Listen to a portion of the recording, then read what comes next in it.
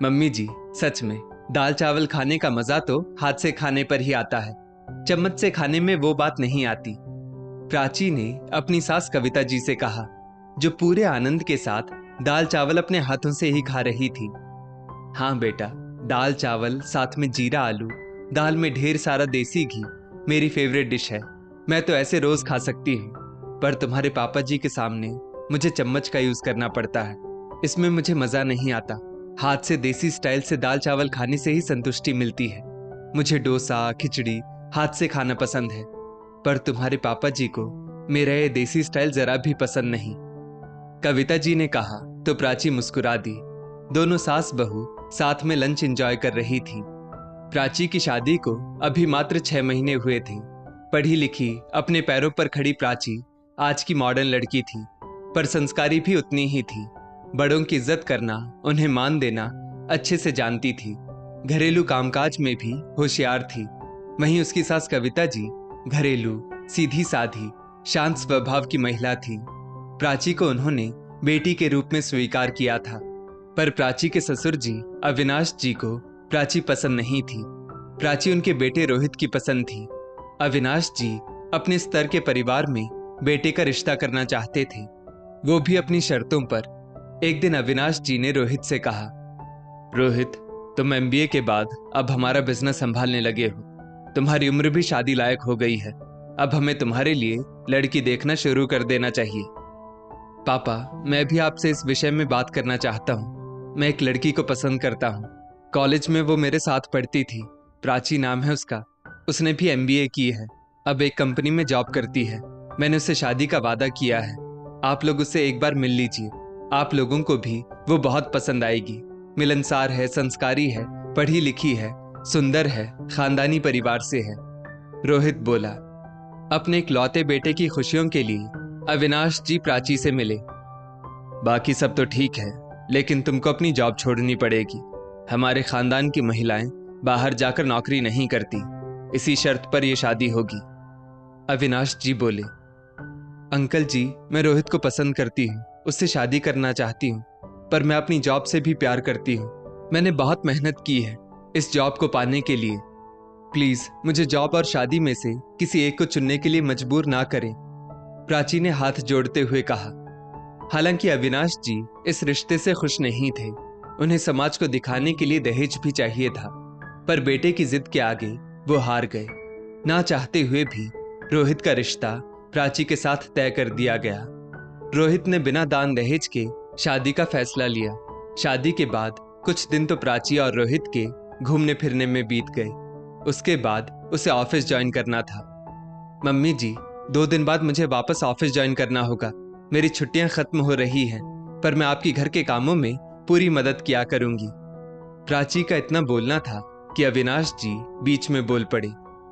बहू, तुम्हें जॉब छोड़ देनी चाहिए। हमारे घर में किस बात की कमी है? देखो, तुम्हारी सास को आराम से रह रही है, कभी मेरे खिलाफ नहीं गई। जब मैं घर पर रहता हूँ मेरे इर्द गिर्द ही रहती है। कितने आराम से घर चल रहा है। पर पापा जी, मुझे जॉब करना पसंद है। इससे मेरी एजुकेशन का यूज हो रहा है। मेरे पास अपने खुद के कमाए पैसे हैं। सबसे बड़ी बात, मैं बाहर काम करके खुश हूँ। मैं घर के कामों में मम्मी जी की मदद भी करूंगी। प्राची ने अपना पक्ष रखा।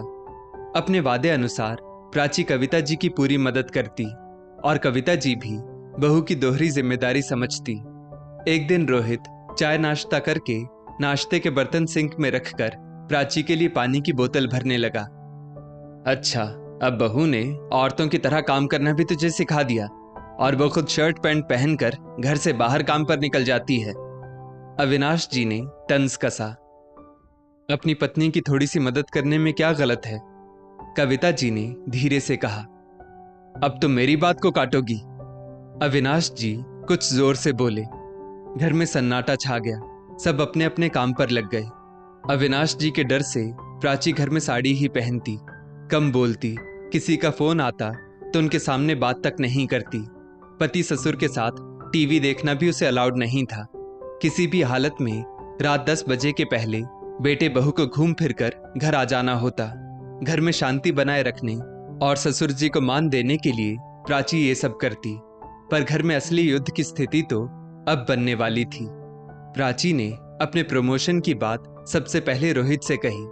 रोहित बहुत खुश हुआ। फिर अचानक उसके चेहरे की खुशी गायब हो गई। उसके चेहरे पर डर साफ दिखाई दे रहा था। पापा कभी नहीं मानेंगे, रोहित बोला। तुम मेरे साथ हो ना, पापा जी से मैं बात करूंगी, प्राची बोली। रात को खाना खाने के बाद प्राची ने अविनाश जी का मूड देखते हुए अपनी बात रखी। पापा जी, मुझे प्रमोशन मिलने वाला है। इसके लिए मुझे कंपनी की जापान वाली ब्रांच में ट्रेनिंग के लिए जाना होगा। ये ट्रेनिंग मेरे लिए बहुत जरूरी है। कंपनी काम सीखने के लिए मुझे बाहर भेज रही है। मेरे साथ दिल्ली की एक और महिला भी है। बस यही बाकी रह गया था। मेरी छूट का नाजायज फायदा उठा रहे हो तुम लोग। मेरे अपने कुछ उसूल हैं। घर की औरतें घर की चार दीवारी में ही अच्छी लगती हैं। और तुम रोहित, तुम कैसे पति हो? पत्नी को काबू में रखना नहीं आया। देखो मुझे, कुछ सीखो मुझसे। मेरी मर्जी के खिलाफ कुछ नहीं कर सकती मेरी पत्नी, यानी तुम्हारी माँ। इस घर के तौर तरीके नहीं समझाए तुमने अपनी पत्नी को। मैंने कह दिया सो कह दिया। बहू कहीं बाहर नहीं जाएगी। मेरी बात नहीं मानी तो नौकरी भी छोड़नी पड़ जाएगी, समझे तुम लोग? पर पापा, तरक्की के लिए प्राची का ट्रेनिंग लेना जरूरी है।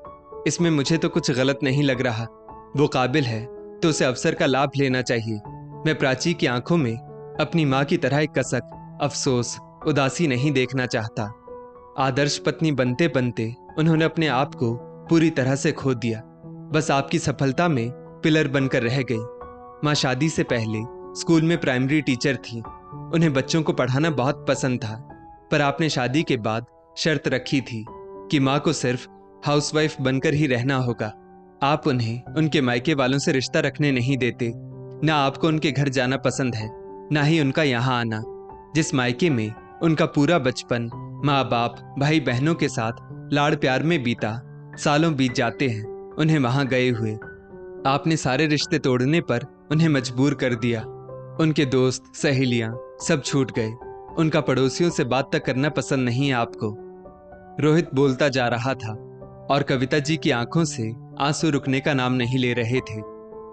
मेरे बड़े होने के बाद उन्होंने दोबारा से पढ़ाने की इच्छा जताई तो आपने तब भी साफ मना कर दिया। आपके और माँ के रिश्ते में केवल आप ही रहे। माँ तो सिर्फ कहीं पीछे खड़ी रह गई। प्राची काबिल है, बस उसे हमारे साथ की जरूरत है, रोहित ने धीरे से कहा। तब हिम्मत करके कविता जी भी बोली, जब बेटे बहू की आपसी सहमति है तो हमें उस फैसले को चुनौती नहीं देनी चाहिए। ये उनकी जिंदगी है। रोहित चाहता है कि उसकी पत्नी कामयाब बने, तरक्की करे, अपने सपनों को जिए, खुश रहे, तो हमारा कोई हक नहीं बनता उनके जीवन में हस्तक्षेप करने का। बेटा बहू हमारी इज्जत करते हैं, हमें मान देते हैं, प्यार देते हैं, यही हमारे लिए काफी है। आपने अपनी पत्नी की डोर अपने हाथों में रखी, पर बहू को अपने हाथ की कठपुतली बनाने की कोशिश मत कीजिए, क्योंकि उसका पति उसके साथ है। मैंने आज तक अपने पति की हर बात मानी। आप बिजनेस में कामयाब रहे, क्योंकि मैंने आपके रास्ते में रुकावटें पैदा नहीं की, बल्कि हर हाल में आपका सहयोग किया। आपके माता पिता की सेवा की, बच्चों की सही परवरिश की, मेहमानों की आवभगत की। पर इसके बदले में मुझे क्या मिला सिवाय अपनी हार के? मैंने आपके हर सही गलत निर्णय में हामी भरी, क्योंकि मैं विरोध करना, अपने हक के लिए लड़ना नहीं जानती थी। मेरे साथ कोई नहीं था, पर यहाँ हमारा बेटा अपनी पत्नी के साथ है और मैं जानती हूँ वो सही कर रहा है। सुनिए जी, जमाना बदल रहा है, आप भी बदल जाइए, नहीं तो सारे रिश्ते होते हुए भी आप अपने आप को अकेला पाएंगे, कविता जी ने कहा। माँ की बातें सुनकर रोहित आश्चर्यचकित रह गया। प्राची सास के कंधों पर सिर रखकर रोने लगी। इसके बाद अविनाश जी ने ना हाँ कहा और ना ही विरोध किया। प्राची 15 दिन की ट्रेनिंग के लिए जापान गई। वापस आकर उसके प्रमोशन पर ऑफिस में पार्टी थी, जिसमें पूरे परिवार को इनवाइट किया था। मैं अपनी सफलता का श्रेय पूरे परिवार को देना चाहती हूँ। मेरी मदर इन लॉ ने मेरा पूरा सपोर्ट किया। एक औरत की कामयाबी के पीछे एक औरत का हाथ भी हो सकता है।